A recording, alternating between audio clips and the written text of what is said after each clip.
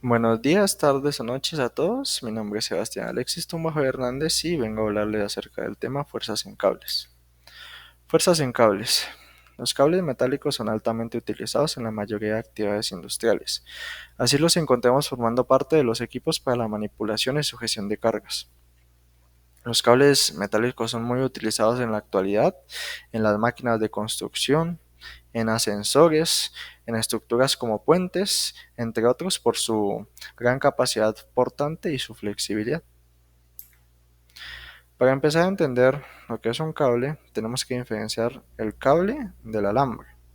Pues un alambre es un hilo grueso metálico y el cable es la unión de varios alambres enroscados alrededor de un halo. Bueno, esta técnica no es algo reciente, es algo que se basa en el hilo, ¿sí? Los humanos primero aprendieron a tejer y luego a hilar. Se tienen registros de hilos desde la prehistoria. Los humanos en la prehistoria para vestirse utilizaban las pieles de los animales que cazaban. Sin embargo, estos no cubrían en su totalidad, no cubrían su cuerpo en su totalidad.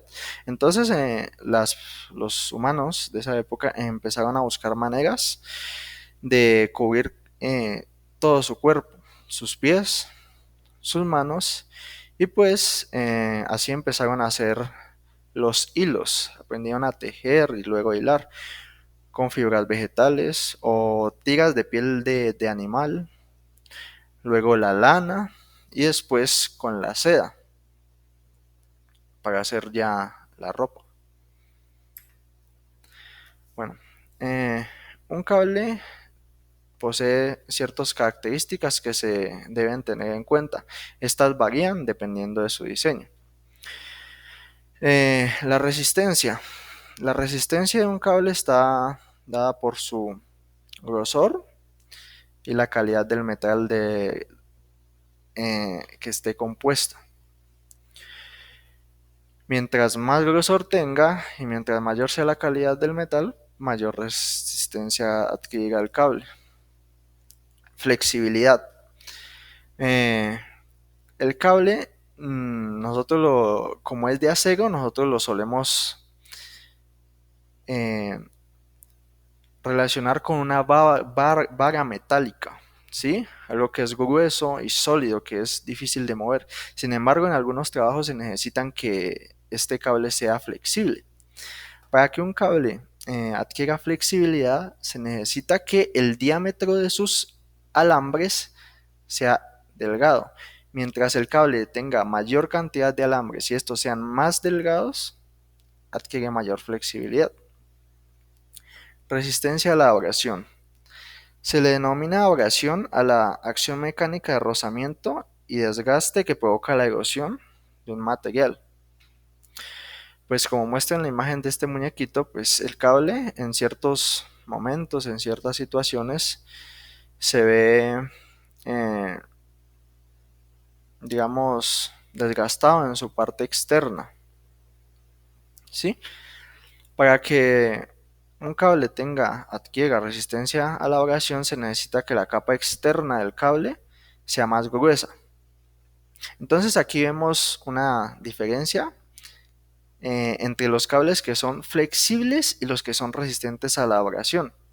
Un cable flexible tendría muchos hilos, muchos alambres delgados, pero entonces esto haría que fuera poco resistente a la abrasión. Y un cable muy resistente a la abrasión, pues con cables externos robustos, gruesos, haría que el cable adquiera poca flexibilidad, pues por esto mismo. Y resistencia al aplastamiento. La diferencia de resistencia al aplastamiento y la resistencia a la abrasión es que al aplastamiento no deforma, el aplastamiento puede deformar o aplastar el cable, mientras que la abrasión, pues lo que hace es un desgaste. Para que un cable sea resistente a la abrasión, necesita que el alma eh, sea metálica. porque puede venir de cualquier, de cualquier otro material el alma del cable, pero con un alma de acero, un alma resistente, hace que adquiera resistencia al aplastamiento. Para poner un ejemplo, el cable de acero clase 6x19, que es un cable muy utilizado porque es flexible, es resistente, pues es resistente a la abrasión y al aplastamiento. Es un cable muy, muy utilizado porque es equilibrado. Un cable con estas características, como se muestra en la tabla, por poner un ejemplo, de 8 milímetros, un lapicero tiene 8 milímetros, más o menos, soportaría en, en, en condiciones ideales más de 3 toneladas de peso. ¿Sí? Un cable de este tamaño, con estas características, de 8 milímetros, sería capaz de soportar una carga de más de 3 toneladas. Pues, con lo que nos damos cuenta, nos vamos dando cuenta, vamos entendiendo por qué están utilizados en la construcción. Bueno, análisis matemático. En los problemas que se refieren a la tensión, lo que se tiene que saber es que la tensión es una fuerza. La fuerza, cuando es dada a través de un hilo, a través de una cadena, a través de un cable, se le denomina tensión. Para resolver este tipo de problemas, se utiliza según la ley de Newton, fuerza igual a masa por aceleración, o en los casos de estática, se hace sumatoria de fuerzas, donde se iguala a cero, o sumatoria de momentos, donde se iguala a cero. De esta manera, uno puede despejar la tensión en el cable que nos piden o que estamos buscando, y encontrar el valor de la tensión. Para esto necesitas sacar el diagrama de cuerpo, ubicar las fuerzas en el eje X, en el eje y en el eje Y, pues cuando estamos en dos dimensiones. Cables con cargas concentradas y distribuidas. Otro tipo de problemas que pueden salir en la parte matemática con respecto a la tensión es cargas concentradas y distribuidas. Las cargas concentradas son este tipo de cargas, ¿sí?, que se ven que están ancladas a un punto específico del cable. Esto pues provoca una fuerza que va a hacer que en este cable se genere tensión.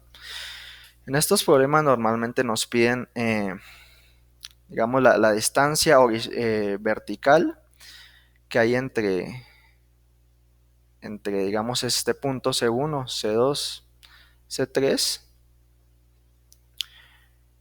la tensión máxima. La tensión máxima se genera en el punto más alto de donde hay más pendiente, donde donde el ángulo es más alto. Para resolver este tipo de problemas, se tiene que dividir el cable, ¿sí?, en sectores, y empezar a hacer sumatoria de momentos. De esta manera, eh, encontraremos las fuerzas y las distancias en ciertos puntos, y pues así podremos resolver los ejercicios. En las cargas distribuidas, pues lo que se hace, digamos que ya no es tan claro, porque en el punto anterior estos eran líneas rectas, ¿sí? Donde se pueden sacar triángulos rectángulos, donde se pueden sacar ángulos, donde se puede, pues, ver la distancia exacta que hay en los cables. Sin embargo, esto forma ya una parábola. En este tipo de problemas lo que se hace es ubicar un punto donde pasa una fuerza tangente al cable, Y lo que se hace es descomponer, sacarle sus componentes en X y en Y. Básicamente formar un triángulo rectángulo, donde aquí podríamos sacarle el ángulo, y con este ángulo en ese punto se podría sacar la pendiente, ¿sí? Nos pedían encontrar, digamos, la tensión o la pendiente más alta. Entonces de esta forma podríamos hallarlo. Podríamos hallar el peso es la componente Y, ¿sí? En ese punto. Y la tensión en X. En el punto más bajo es donde la tensión tiene una tensión más baja. Y en el punto más alto es donde adquiere una tensión más alta.